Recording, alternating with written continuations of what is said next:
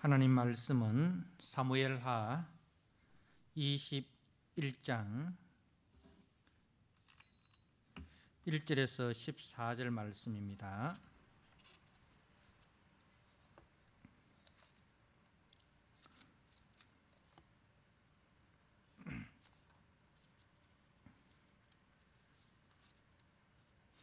사무엘하 21장 1절에서 14절 말씀, 주신 말씀을 봉독드립니다.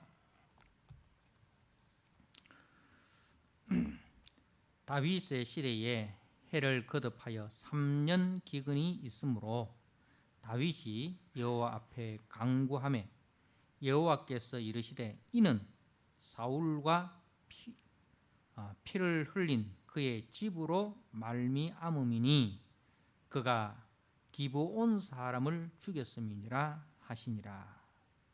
기브온 사람은 이스라엘 족속이 아니요 그들은 아모리 사람 중에서 남은 자라. 이스라엘 족속들이 전에 그들에게 맹세하였거늘 사울이 이스라엘과 유다 족속을 위하여 열심히 있으므로 그들을 죽이고자 하였더라. 이에 왕이 기브온 사람을 불러 그들에게 물으니라. 다윗이 그들에게 묻되 내가 너희를 위하여 어떻게 하랴? 내가 어떻게 속죄하여야 너희가 여호와의 기업을 위하여 복을 빌겠느냐 하니 기브온 사람이 그에게 대답하되 사울과 그의 집과 우리 사이의 문제는 은금에 있지 아니하오며 이스라엘 가운데에서 사람을 죽이는 문제도 우리에게 있지 아니하니이다 하니라. 왕이 이르되 너희가 말하는 대로 시행하리라.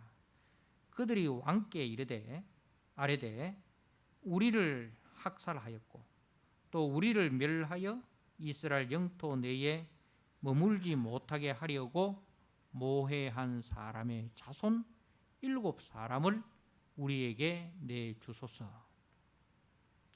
여호와께서 택하신 사울의 골 기브아에서 우리가 그들을 여호와 앞에 목매어 달겠나이다 하니 왕이 이르되 내가 내주리라 하니라.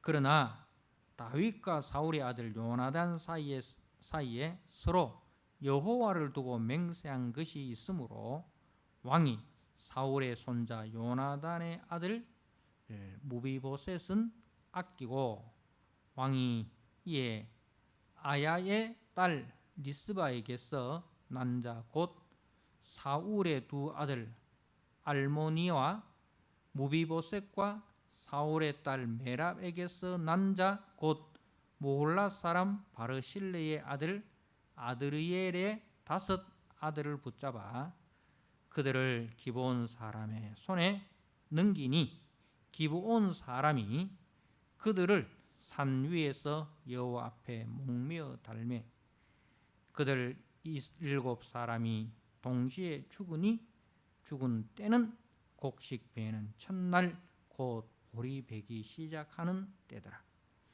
아야의 딸 리스바가 굵은 배를 가져다가 자기를 위하여 바위 위에 펴고 곡식 베기 시작할 때부터 하늘에서 비가 시체에 쏟아지기까지 그 시체에 낮에는 공중의 새가 앉지 못하게 하고 밤에는 들짐승이 범하지 못하게 한지라.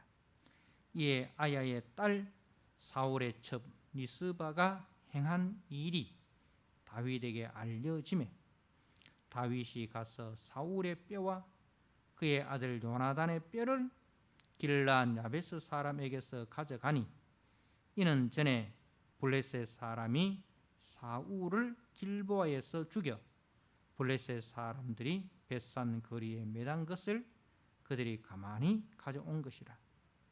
다윗이 그곳에서 사울의 뼈와 그의 아들 요나단의 뼈를 가지고 올라오매 사람들이 그 달려 죽은 자들의 뼈를 거두어다가 사울과 그의 아들 요나단의 뼈와 함께 베냐민 땅 셀라에서 그의 아버지 기스의 묘에 장사하되 모두 왕의 명령을 따라 행하니라. 그 후에야 하나님이 그 땅을 위한 기도를 들으시니라. 아멘.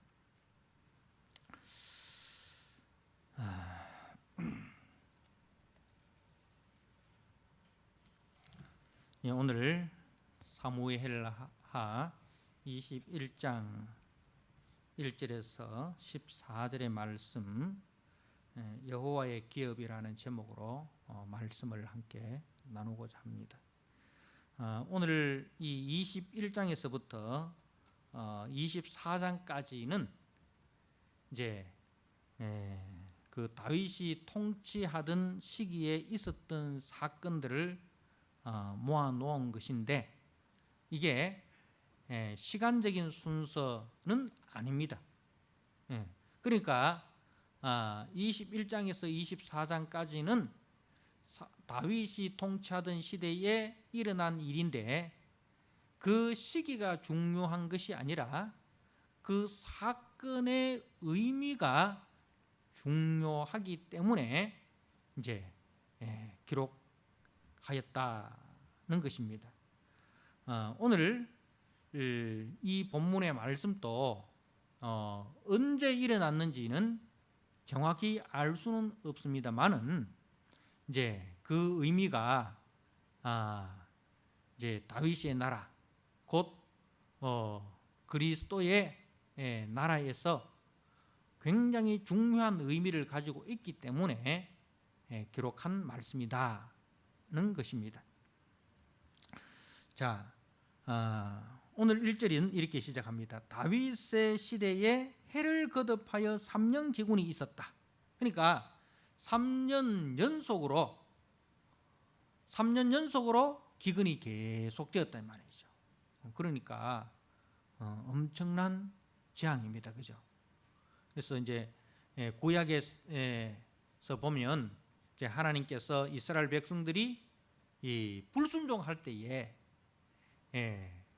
이제 하나님의 약속의 말씀을 어기고 불순종할 때에 하나님께서 기근이나 또 이제 그 외부의 세력들, 적들을 통해서 이제 하나님께서 재앙을 내릴 것이다. 그렇게 이제 말씀을 하셨습니다.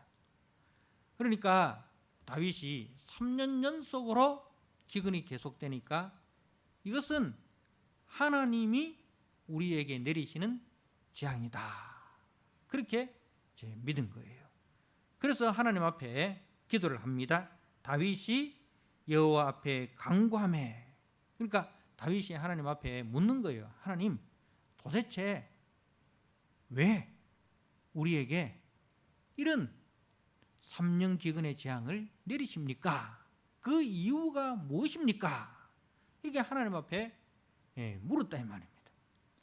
그러니 하나님의 말씀이 이 다윗에게 이제 임하는데, 여호와께서 이르시되 이는 사울과 피를 흘린 그의 집으로 말미암음이니 그가 기브온 사람을 죽였음이니라.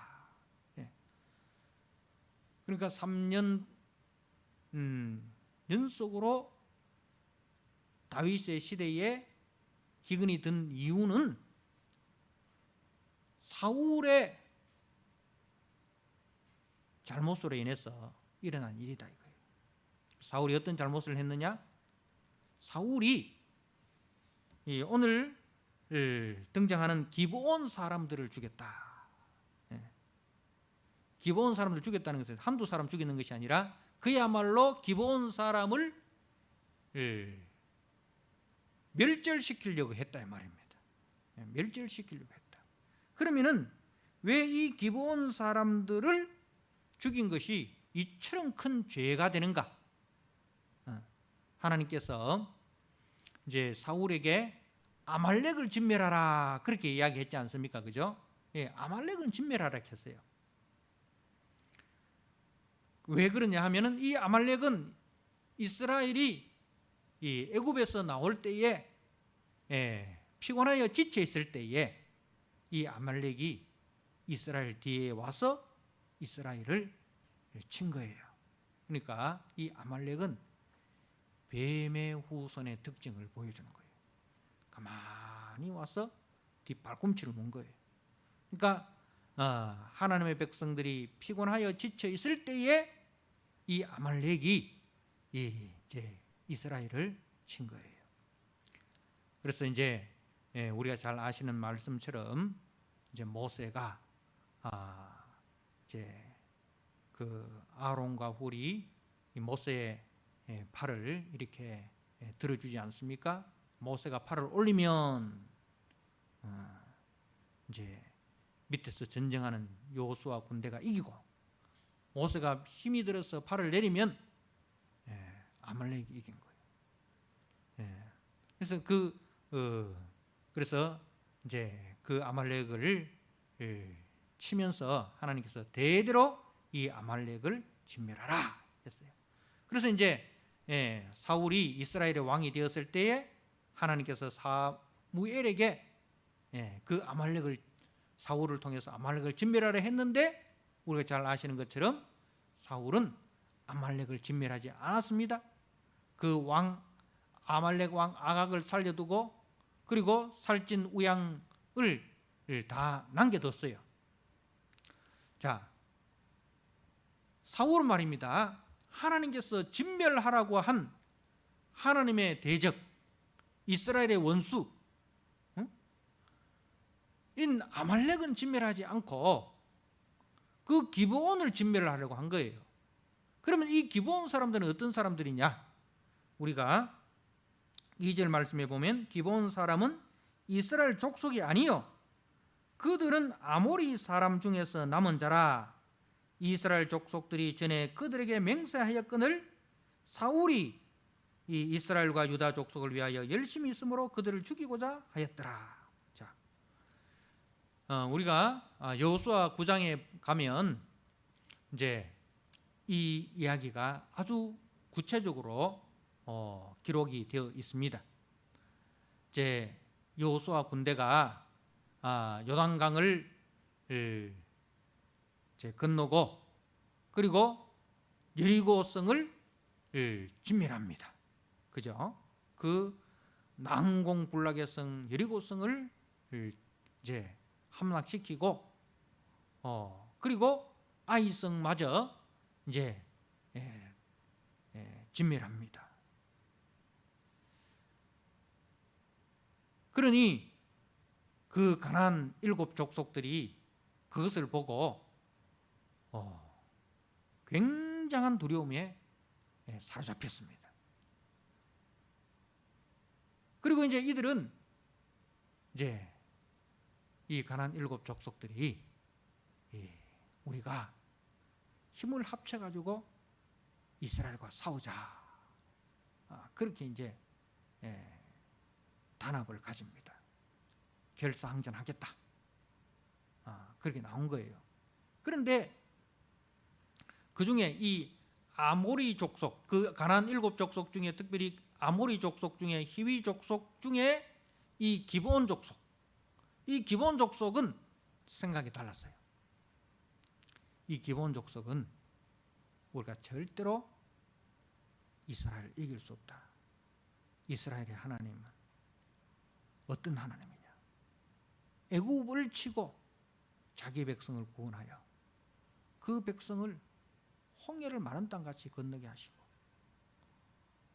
광야 40년 동안 저들을 먹이시고 입히시고 요단강을 건너게 하시고 마른 땅같이 건너게 하시고 그 여리고성, 난공불락의 여리고성도 무너뜨린 그들의 하나님이 계시는데 절대로 우리는 이스라엘을 이길 수 없다. 그래서 항복하자. 그렇게 이제 결정을 내린 거예요, 기브온 족속들이. 그런데 이제 하나님의 명령이 뭐냐 하면은 가나안 족속들은 다 진멸하라는 거예요. 우리가 창세기 15장에 가면 이제 하나님께서 아브라함과 그 언약을 맺으시고 그 밤에 환상 가운데 하나님께서 아브라함에게 이제 네 자손이 애굽에 내려갈 것이고 4대 만에 올라올 것인데 아직 이 가나안 땅이 이 아모리 족속의 죄악이 관영하지 아니하였다. 이 아모리 족속, 가나안 족속들의 죄악이 관영할 때에 하나님께서 이스라엘 백성들을 애굽에서 구원하여서 이 가나안 땅을 심판할 것이다. 하나님께서 아브라함에게 그렇게 말씀하신 거예요. 그러니까 이 가나안 7족속은 진멸당해야 될 대상입니다. 진멸되어야 될 대상입니다. 그래서 하나님께서 가나안 땅에 있는 모든 7족속들은 진멸하라는 거예요. 그러나 멀리 있는 다른 족속들과는 화평의 언약을 맺으라 그렇게 했어요. 그러니까 이 말은 하나님의 백성은 절대로 죄와는 타협해서는 안 된다. 오늘날로 이야기하면 가나안과 어떤 원수가 진 것이 아니라 죄와는 절대로 타협해서는, 죄는 다 진멸해야 된다. 죄와는 끝까지 싸워라, 그런 이야기입니다. 자, 이 기브온 족속들이 이제 그것을 알기 때문에 이제 어떤 꾀를 썼느냐 하면 자기들이 멀리서 온 족속인 것처럼 이제 가상을 한 거예요. 그래서 신발도 다 헤어진 거 신고, 옷도 헤어진 거 신고, 음식도 곰팡이가 핀 것을 이제 가지고 옵니다. 그러면서 우리가 멀리서 왔습니다. 우리는 가나안 족속이 아니고 우리는 멀리서 온 족속인데, 이제 당신의 하나님을 우리가 들어서 아는데 우리와 화친을 맺읍시다. 우리는 당신들께 항복을 할 테니 우리와 화친을 맺고 우리를 살려주십시오.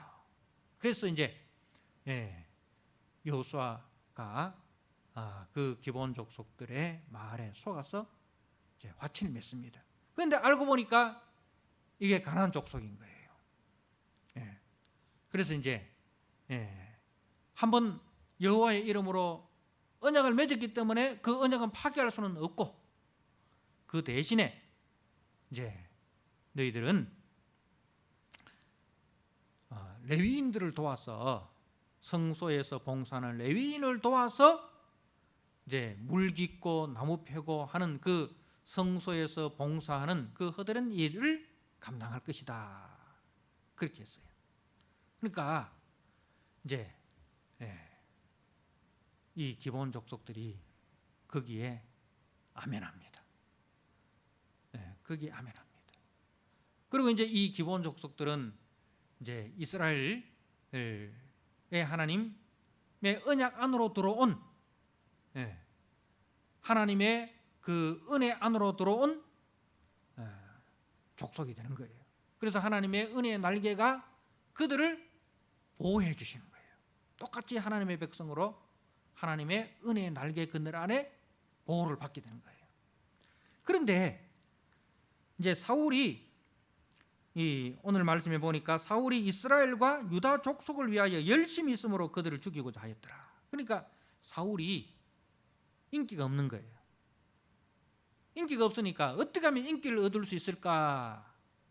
어떻게 하면 이 이스라엘 자기 백성들로부터 인기를 얻을 수 있을까 해서 꾀를 낸 것이 뭐냐면은, 이제 이스라엘 백성들 중에서도 이 기브온 족속들을 안 좋아하는 사람들이 있는 거예요.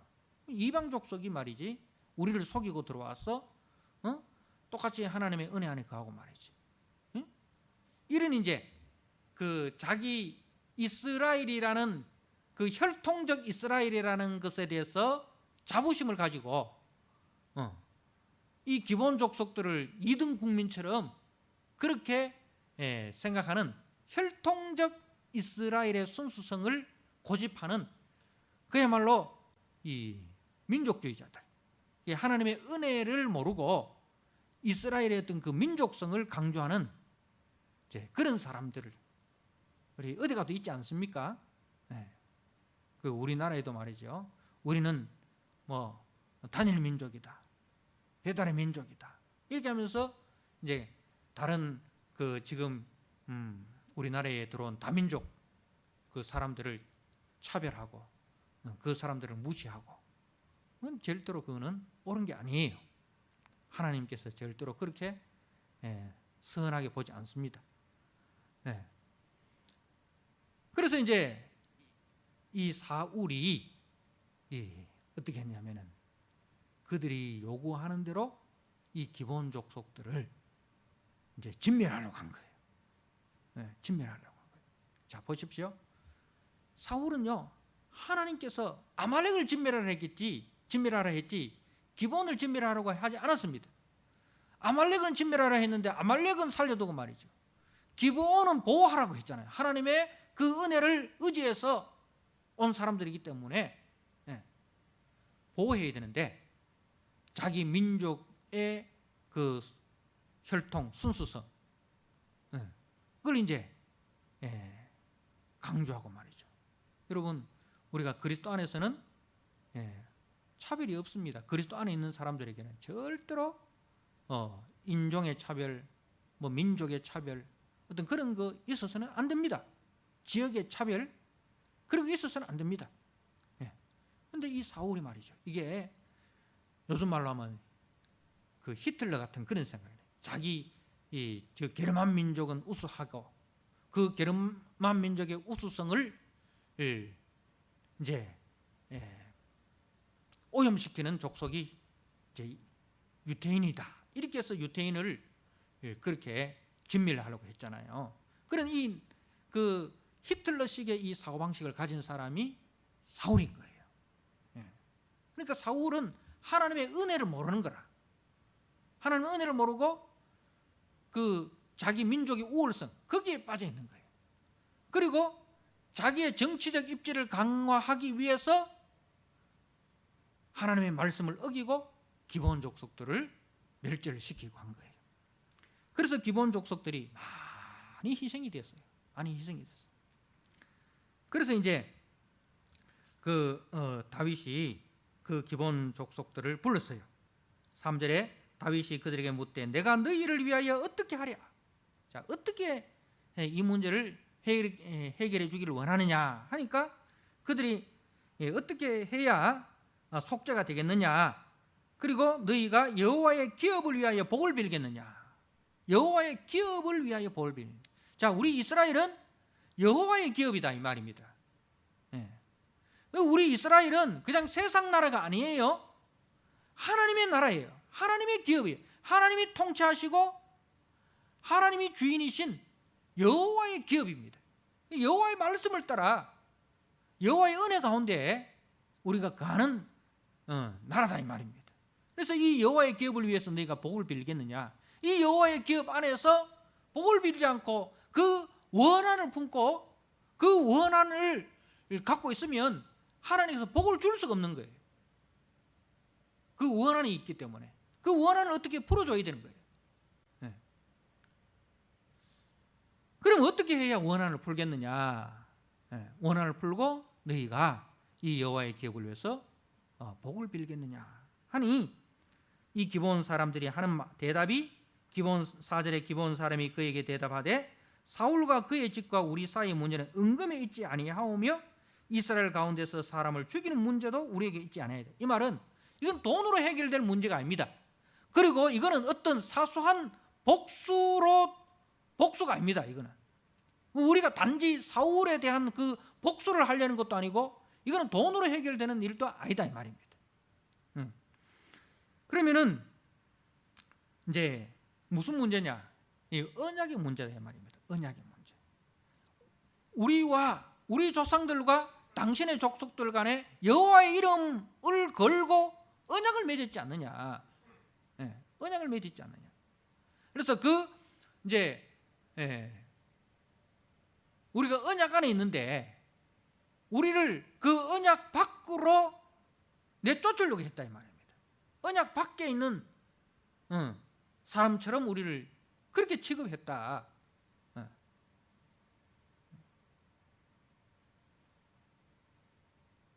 그 이야기예요. 그러니까 우리가 하나님의 언약 안에 있는데 우리를 언약 밖의 사람처럼 취급을 했다 이 말이에요.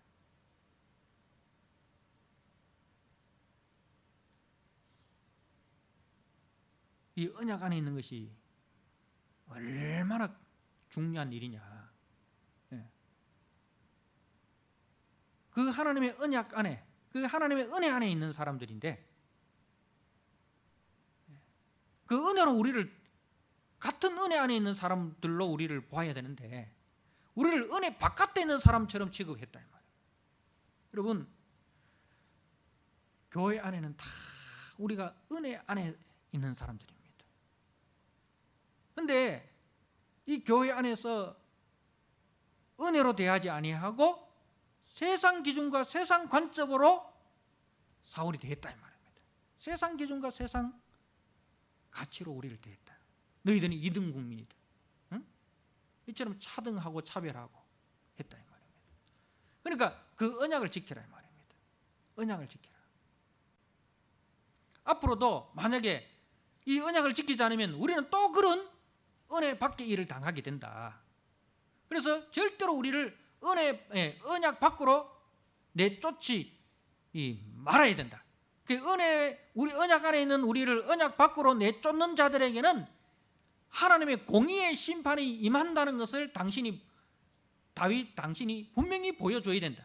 그래서 이후로는 절대로 우리를 언약 밖의 사람처럼 취급하도록 해서는 안 된다. 그 이야기를 한 거예요. 그래서 다윗이 너희가 말하는 대로 시행하리라 하고, 그들이 5절에 그들이 왕께 아뢰되 우리를 학살하고 또 우리를 멸하여 이스라엘 영토 내에서 머물지 못하게 하려고 모의한 사람의 자손 7사람을 우리에게 내주소서. 그러니까 우리를 멸하려 하여 이스라엘 영토 내에 머물지 못하려고 모의한 사람, 사울이라고 이야기하지 않고 왜 이 사람들이 우리를 학살하였고 우리를 멸하여 이스라엘 영토 내에 머물지 못하게 하려는 사람으로 이렇게 이야기를 하느냐. 이스라엘 영토는 뭐예요? 여호와의 기업이에요. 이스라엘 영토는 여호와의 기업이에요. 여호와께서 은혜로 다스리는 땅이에요.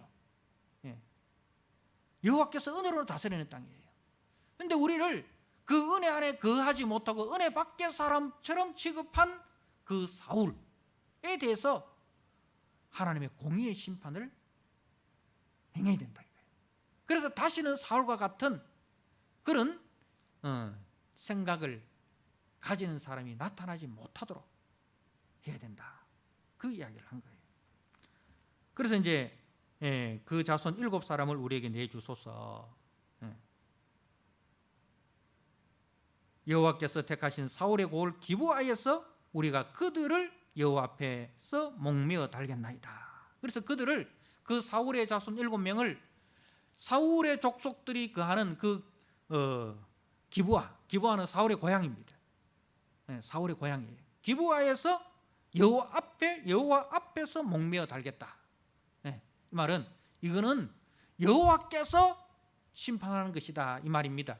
우리의 복수가 아닙니다. 우리의 복수가 아니고 여호와께서 여호와의 법으로 심판하는 것이다 는 것을 이제 그 사울의 집안 사람들에게 각인시키는 거예요. 그래서 하나님의 언약을 어기는 사람은 반드시 하나님께서 공의로 심판하신다는 것을 이제 각인시키는 거예요. 자, 그래서 이제 다윗이 이제 내가 내주리라 이렇게 하고 그 7사람을 이제 사울의 자손들 중에서 7사람을 이제 그 골라내는데 7절에 보니까 그러나 다윗과 사울의 아들 요나단 사이에 서로 여호와를 두고 맹세한 것이 있으므로 이렇게 써요. 우리가 아시다시피 이제 이 요나단은 사울의 장자예요. 그런데 이 요나단은 아버지 사울의 편을 들지 않습니다. 하나님의 언약을 지키려고 하는 다윗을 편에 드는 거예요. 그리고 내가 안다. 하나님의 그 뜻이 아버지 사울에게 있는 것도 아니고 나에게 있는 것도 아니고 너에게 있다. 네가 장차 이스라엘의 왕이 될 것이다. 그렇게 하면서 이 다윗을 하나님의 은혜 안에 있는, 하나님께로부터 기름 부음을 받고 하나님의 은혜 안에 거하려고 하는 이 다윗을 보호합니다. 그러면서 그 다윗과 언약을 맺는 거예요. 나는 절대로 왕이 되지 못할 끼고 네가 왕이 될 건데 네가 왕이 되면 내 자손들에 대해서는 복수하지 말고 내 자손들을 보호해달라. 여호와의 이름을 걸고 언약을 맺는 거예요. 그래서 이제 다윗이 왕이 된 이후에 이 요나단과의 맺은 언약을 기억하고 그 요나단의 아들 무비보셋을 찾아가지고 그 무비보셋으로 하여금 다윗과 함께 왕이 먹는 상에서 먹도록 그렇게 은혜를 베풀어요. 자, 그리고 오늘 여기서도 이 요나단과 맺은 언약을 기억하고 그 무비보셋만큼은 빼라 이거죠. 무비보셋을 제외하고 다른 사람들 7명을 이제 뽑는 거예요. 거기에 이제 거기 걸린 사람이 8절에 보니까 아야의 딸 리스바에게서 난 사울의 2 아들, 그리고 사울의 큰 딸 메랍에게서 난 5 아들. 이제 이 7명이 이제 붙잡혀 가지고 기브온 사람들이 이제 그 기브아에 사울의 고향인 기브아에서 여호와 앞에 목며 달았습니다. 자, 그리고 이제 그 죽은 때가 9절에 보니까 곡식 베는 첫날 곧 보리배기를 시작하는 때더라라고 했어요. 그러니까 이게 이제 달력으로 치면은 우리 달력으로 치면 4월달쯤 되는 거예요. 4월달에서 한 11월달 사이에 이제 이 추수가 시작되면서 그때부터 추수가 계속 이제 보리 추수, 밀 추수 이렇게 곡식 추수가 되는 거예요. 자, 그런데 10절에 이제 아야의 딸 리스바가 굵은 배를 가져다가 자기를 위하여 바위 위에 펴고 곡식 베기 시작할 때부터 하늘에서 비가 시체에 쏟아지기까지 그 시체에 낮에는 공중의 새가 앉지 못하게 하고 밤에는 들짐승이 범하지 못하게 한지라. 이에 아야의 딸 사울의 첩 리스바가 행한 일이 다윗에게 알려짐에 이르게 됐어요. 그러니까 이 리스바가 자기 2 아들이 이제 그 내어줌을 당하게 되고 그리고 이제 죽임을 당하게 된 거예요. 그건 어쩔 수 없이 이 리스바가 막을 수 없는 거예요. 하나님의 언약을 어긴 그 아버지 그 남편 사울 때문에 어쩔 수 없는 거예요. 그런데 그 2 아들이 죽고 난 이후에 어떻게 합니까? 그 2 아들의 시신이 이제 그 짐승들에게 해를 당하지 않도록 하기 위해서 밤낮 지키는 거예요. 굵은 배를 가져다가 바위 위에 펴고, 그래서 그 시신을 덮고 말이죠. 그 시신에 새들이, 독수리나 이런 새들이, 그리고 사나운 그런 짐승들이 해치지 못하도록 그렇게 이제 지키는 거예요. 그리고 3년 기근이 있었으니까 빨리 비가 내려야, 빨리 은혜의 단비가 내려야 이제 뭐냐면 하나님께서 용서하셨다는 이제 징표가 되는 거예요.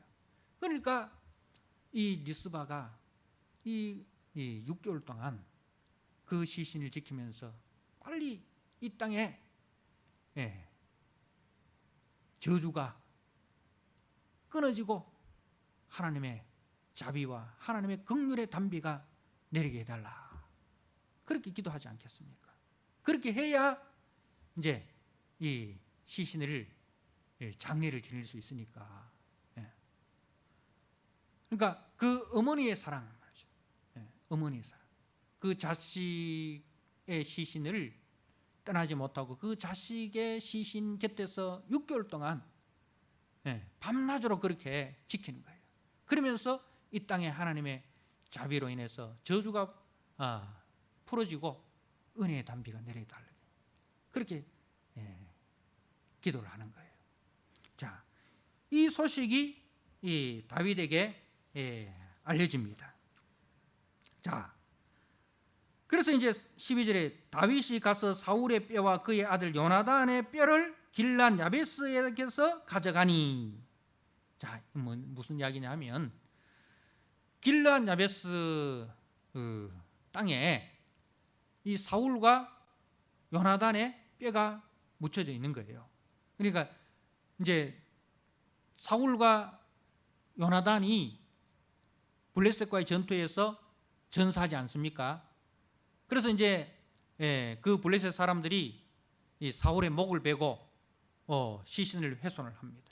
근데 이 길르앗 야베스 사람들이 사울로부터 은혜를 받았어요. 그 전에. 그래서 이 길르앗 야베스 사람들이 밤에 막 와서 이 사울의 시신과 요나단의 시신을 가져가서 화장을 해서 길르앗 야베스 땅에 묻어 놓은 거예요. 그런데 다윗이 왕이 되고 난 이후에 그 사울과 요나단의 시신을 정중히 모셔서 장례를 못 치렀어요. 왜? 아직까지도 사울에 대해서 이제 그 사울을 싫어하는 사람들이 있단 말입니다. 사울에 대해서 원한을 갖고 있는 사람들이 있기 때문에 그 사람들의 그 눈치 때문에 그렇게 못된 거예요. 그런데 이 리스바가 한 행동을 보고 다윗이 용기를 내 가지고 그 사울과 요나단의 그 유해를 이제 정중히 모셔 오는 겁니다. 와서 이제 13절에 다윗이 그곳에서 사울의 뼈와 그의 아들 요나단의 뼈를 가지고 올라오매 사람들이 그 달려 죽은 자의 뼈를 거두어다가 사울과 그의 아들 요나단의 뼈와 함께 베냐민 땅 셀라에서 그의 아버지 기스의 묘에 장사하되 모두 왕의 명령을 따라 행하니라 이렇게 했어요. 그러니까 기스가 누굽니까? 사울의 아버지잖아요. 사울의 아버지. 그러니까 이 가족 묘에 그 사울과 요나단과 그리고 사울의 자손 그 7명 목매달아 죽임을 당한 7명의 시신을 왕의 명령을 따라서 정중하게 예를 갖추어서 장례를 치러주는 거예요. 무슨 말입니까? 긍휼을 베풀었다 이 말입니다. 긍휼을 베풀었다는 거죠. 자, 그리고 중요한 말씀이 그 다음에 있습니다. 자, 여러분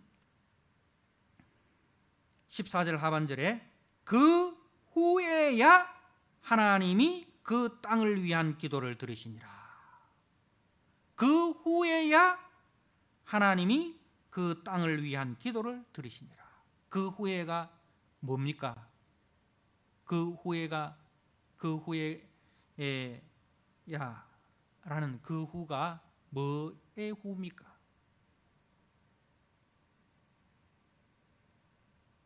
기본 족속들이 요구한 대로 7명의 시신을 목매어 다는 공의를 하나님의 공의를 베푼 다음입니까? 아니에요. 그 사울과 요나단과 그 7 자손들의 시신을 정중히 장례를 치는, 다시 말해서 이제 긍휼을 베풀고 자비를 베푼 이후에야 이 말입니다.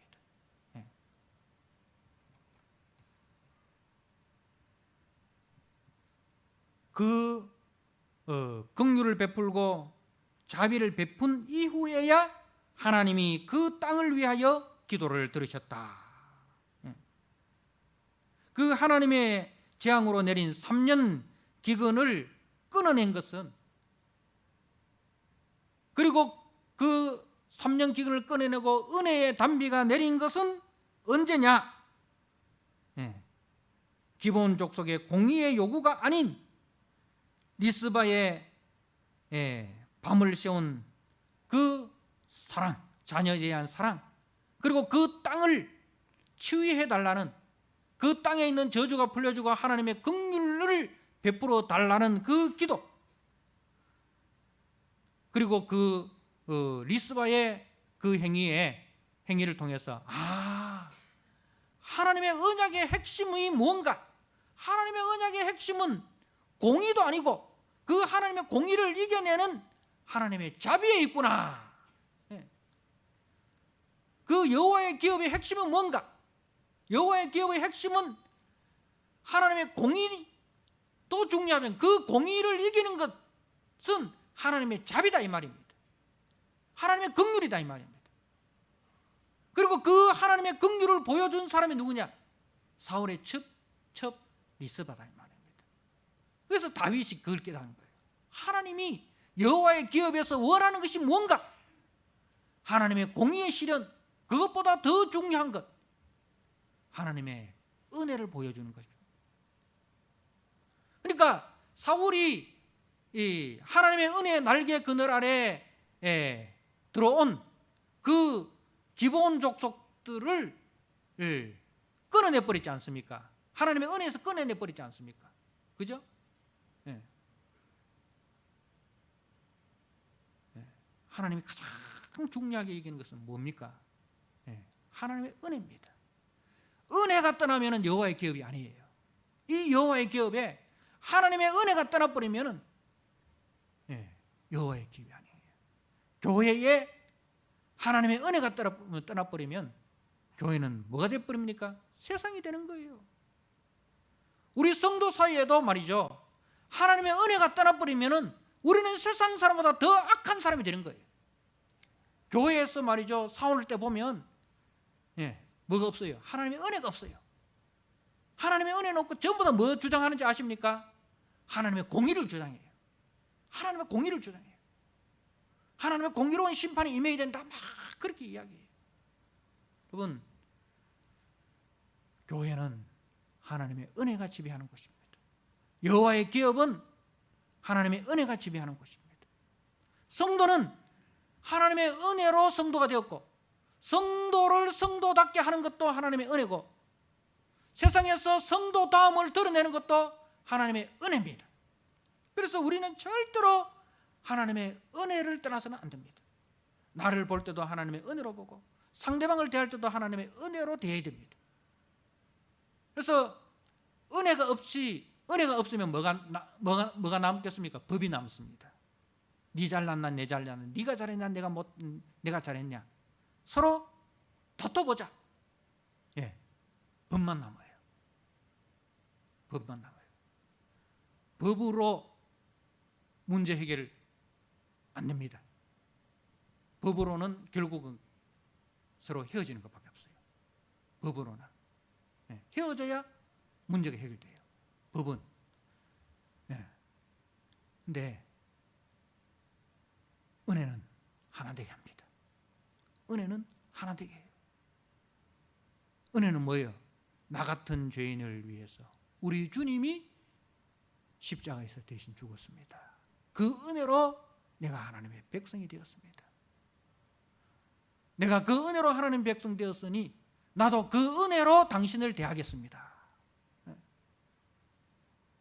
당신이 나에게 잘못했지만 내가 하나님 앞에 잘못한 것보다 내가 당신이 내게 잘못한 것, 그거는 아무것도 아닙니다. 나는 하나님 앞에 1만 달란트 빚진 자였는데 하나님의 은혜로 다 탕감해 줬습니다. 당신이 내한테 빚진 100데나리온 내가 다 탕감하겠습니다. 그래서 하나님의 기업은 은혜로 유지되는 거예요. 그래서 다윗이 바로 그것을 보여주는 겁니다. 사울은 하나님의 사랑의 날개 그늘 아래, 하나님의 은혜의 날개 그늘 아래에 들어온 그 연약한 기브온 족속들을 자신의 정치적 입장을 강화하기 위한 수단으로 저들을 그 하나님의 은혜에서 끄집어내 가지고 무참히 살해했습니다. 무참히 살해했습니다.